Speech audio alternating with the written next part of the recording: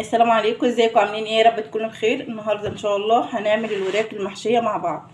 ده طريقته اسهل من ان انت تخلي وتعملي الحمام الكداب. الطريقه دي سهله قوي ويكون طعمها حلو.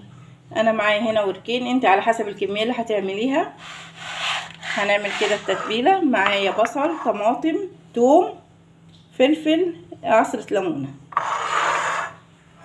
معايا كمان التوابل: بابريكا، فلفل اسود، بهارات فراخ، ملح، رشة قرفة، كركم. الحاجات دي كلها هنضربها كده في الخلاط ونرجع نشوفها مع بعض.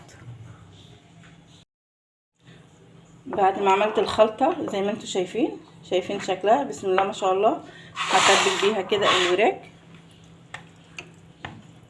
طبعا انا غسلاها وفتحاها ومنضفاها كويس زي ما انتوا شايفين. هناخد كده من الخلطة. طبعا هنحشيها رز وهنسويها كده في الفرن زي الفراخ المشوية. طريقة سهلة وبيكون طعمها احلى.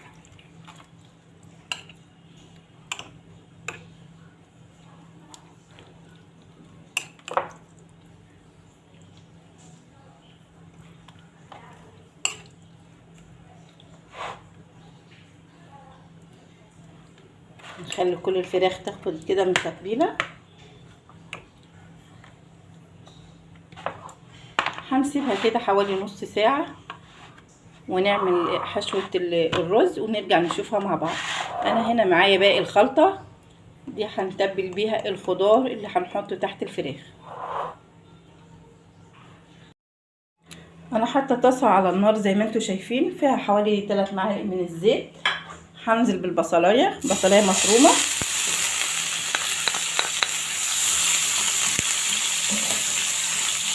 تتشوح معانا كده.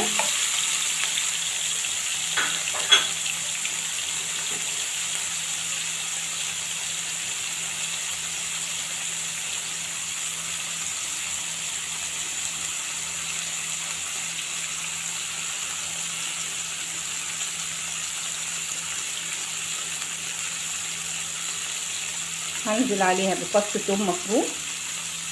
الفص الثوم ده اختياري بس بيدي طعم كده وريحه حلوه في حشوه الرز. هنقلبها كده مع بعض.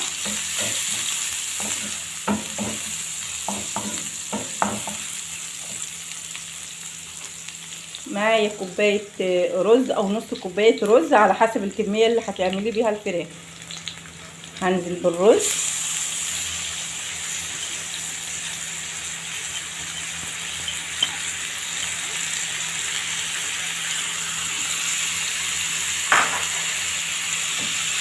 ندي تشويحه كده مع بعض.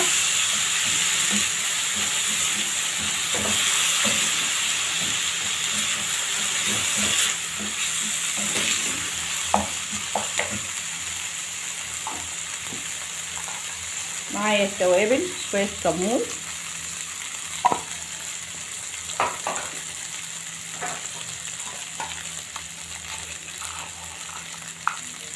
فلفل اسود،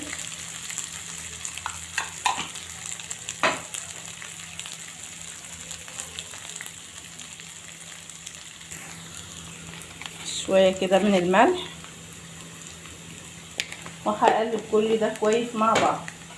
واي توابل حابه تضيفيها ضيفيها براحتك كده.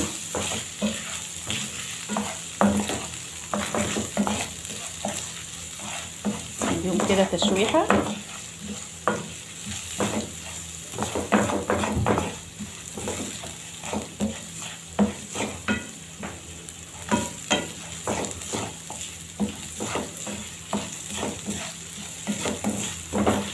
طبعا الرز ده هنسويه نص سوا، مش هنسويه سوا كامل، هنسويه نص سوا علشان هيكمل سواه مع الفراخ.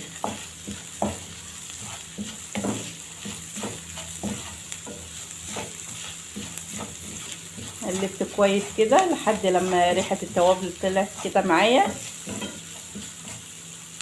هضيف عليه الميه. انا ضفت الميه كده زي ما انتوا شايفين. طبعا بتظبطي الملح. هنغطي عليه ونسيبه كده يستوي نص سوا. ونرجع نشوفه مع بعض. الرز استوى معايا نص سوا كده زي ما انتوا شايفين.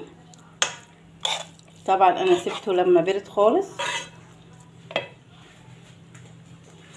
ومعايا الوراك، معايا كمان الخضار.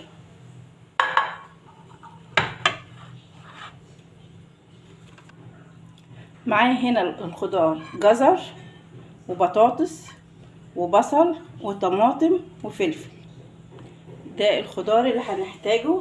هنحط كده في الصينية علشان نرص عليه الفراخ ونشويها. معايا هنا باقي التتبيلة او باقي الخلطة اللي احنا كنا عاملينها مع بعض. هنزل بيها كده على الخضار،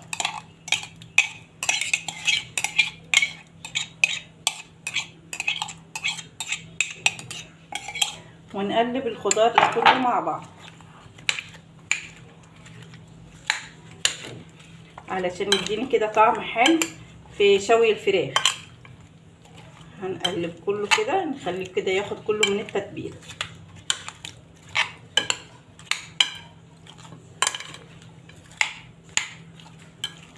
اهم حاجه بتظبط الملح.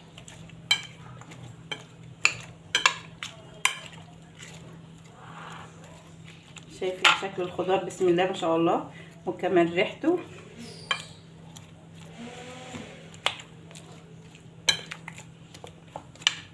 قلبناه كده زي ما انتم شايفين. هنيجي بقى نحشي الفراخ.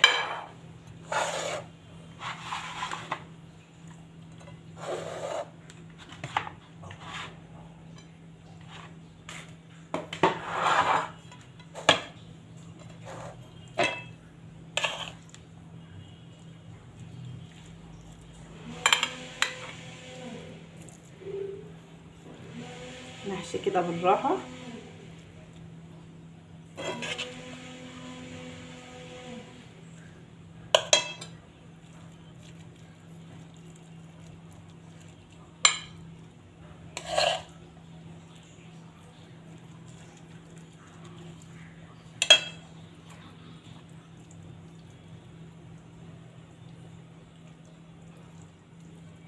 هنقفل كده الورك كويس زي ما انتوا شايفين كده.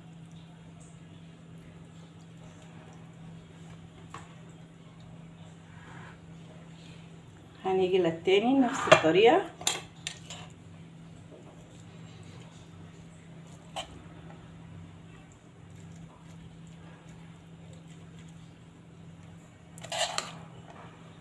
طبعا زي ما قلت لكم هو الرز مستوي نص سوا.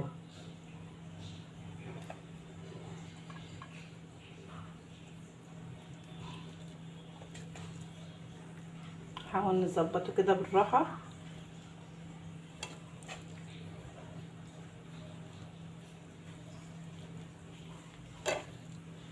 زي ما انتوا شايفين كده.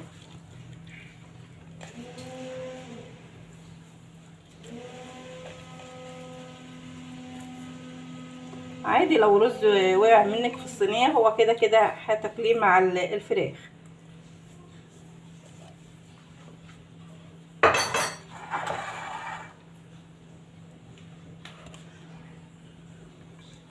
زي ما انتوا شايفين كده.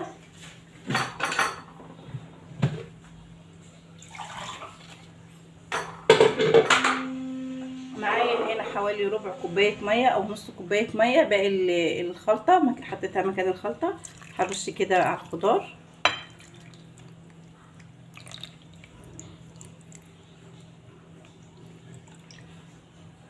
طبعا انت لو حابه تضيفي معلقتين زيت، بس هي الحشوه فيها زيت مش عايزين كتر الزيوت، بتضيفي معلقتين زيت على الوش.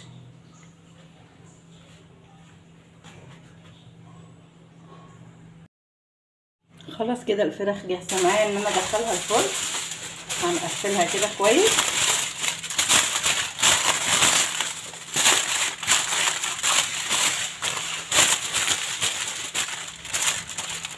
عايزه اقول لك انت لو حابه تقفلي الفراخ بسله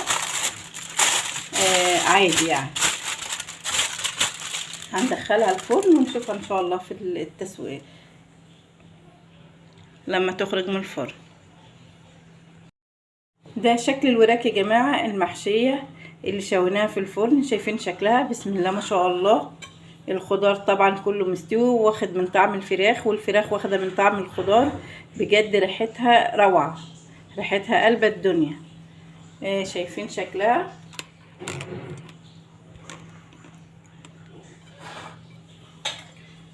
شايفين مستويه ازاي؟ عادي لو قلتلك لو في رز ولا حاجه نزل على الخضار هو كده كده هيتاكل. شايفين المنظر والشكل؟ بسم الله ما شاء الله. شايفين الرز مستوي ازاي؟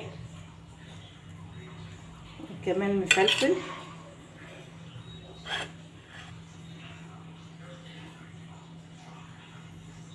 بجد طعمها تحفه.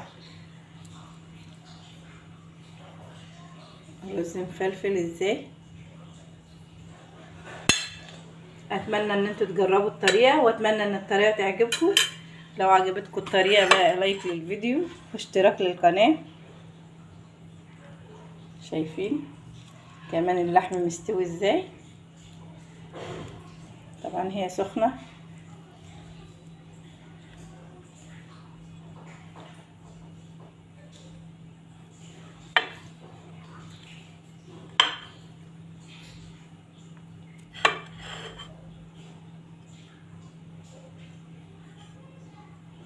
السلام عليكم ورحمه الله وبركاته.